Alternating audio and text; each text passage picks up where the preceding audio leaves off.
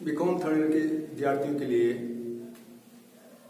हम पूर्व लेक्चर में बात कर रहे थे फाइनेंशियल प्लानिंग की। फाइनेंशियल प्लानिंग क्या है, फाइनेंशियल प्लानिंग का कॉन्सेप्ट क्या है, क्या उसका सब्जेक्ट मैटर या स्कोप है, एक्सेट्रा। और उसी कड़ी में आज आगे हम ले रहे हैं वित्तीय नियोजन, एक श्रेष्ठ वित्तीय नियोजन के लक्षण या विशेषताएं क्या होती हैं। साउंड फाइनेंशियल प्लानिंग प्लान करना और एक साउंड प्लान दोनों में फर्क होता है। प्लान हर कोई व्यक्ति करता है, लेकिन उस प्लान का सक्सेस क्यों नहीं मिल पाती? क्योंकि उसके जो विशेषताएं होती हैं उन विशेषताओं का अभाव हो जाता है। और जब हम बात करते हैं कॉर्पोरेट सेक्टर की, तो उस समय एक व्यवसाय को जब आप बड़े पैमाने पर चला रहे हैं तो आपको बहुत सारे फैक्टर्स को ध्यान में रखना पड़ता है, जिनमें से कुछ फैक्टर्स हम आज देख रहे हैं कि क्या क्या विशेषता होनी चाहिए। देखिए, सरलता होनी चाहिए, दूरदर्शिता होनी चाहिए, पूंजी का पूर्ण उपयोग होना चाहिए, दोषशीलता होनी चाहिए, तरलता होनी चाहिए, आकस्मिकताओं का पूर्वानुमान होना चाहिए, मितव्ययिता होनी चाहिए। एक के पॉइंट को आज हम डिस्कस कर रहे हैं। सरलता का मतलब क्या है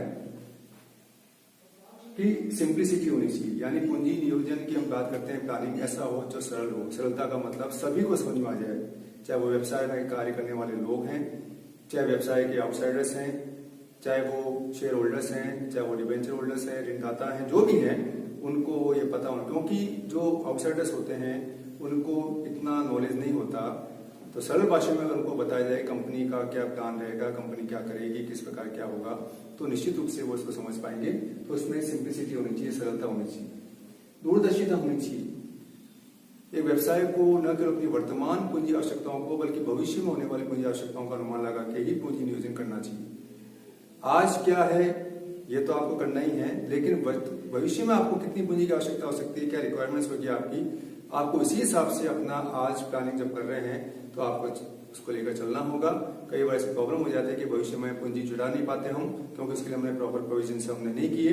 तो ऐसी स्थिति में आपको उनका ये भी ध्यान रखना पड़ेगा कि हमें भविष्य में कितनी आवश्यकता पड़ेगी। इसको कहते हैं दूरदर्शिता। पूंजी का सदुपयोग होना चाहिए। जो भी पूंजी आप जुटा रहे हैं या जुटाएंगे, उसका मैक्सिमम यूटिलाइजेशन ऑफ रिसोर्सेज को हम बात करते हैं। मैंने पहले भी कहा था कि एक बहुत बड़ा एक फैक्टर होता है। पूंजी को जुटाना कोई बहुत बड़ी बात नहीं होती, लेकिन पूंजी का यूज करना, ऑप्टिमम यूटिलाइजेशन, ये करना सभी फर्मों के लिए ये एक चैलेंजिंग जॉब होता है। क्योंकि पूंजी का जो अपव्यय है, मिसयूज है, बहुत ज्यादा होता है।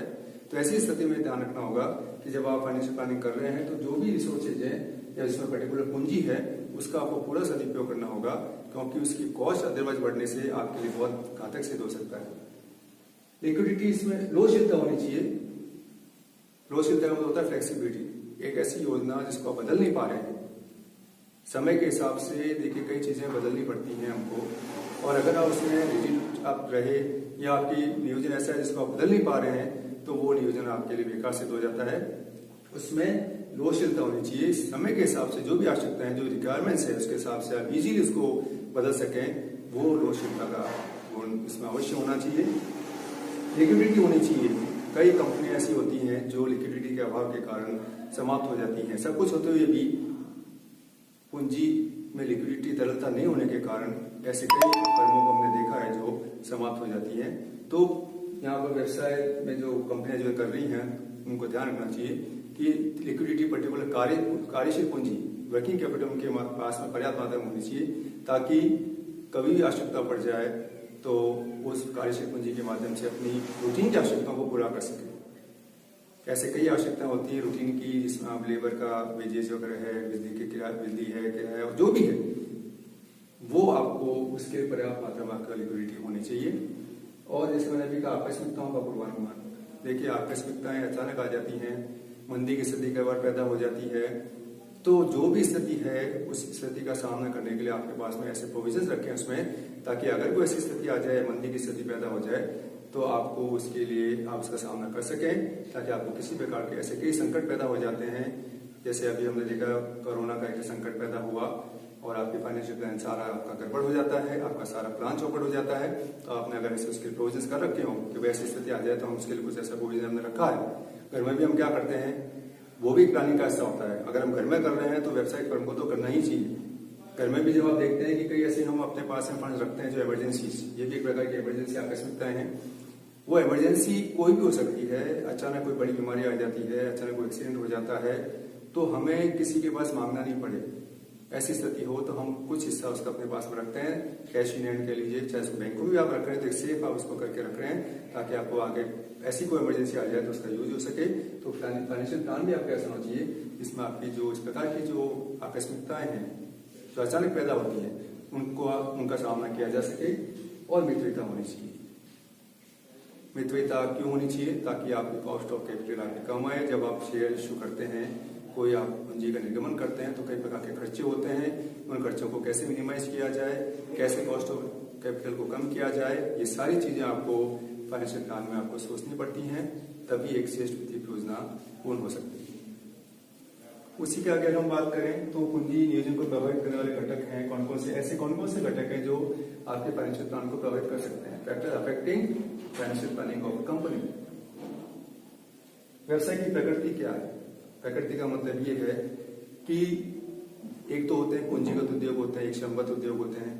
पूंजीगत उद्योगों में पूंजी की ज्यादा आवश्यकता पड़ती है, श्रमगत उद्योगों में श्रमिक की आवश्यकता ज्यादा होती है, पूंजी की आवश्यकता कम होती है।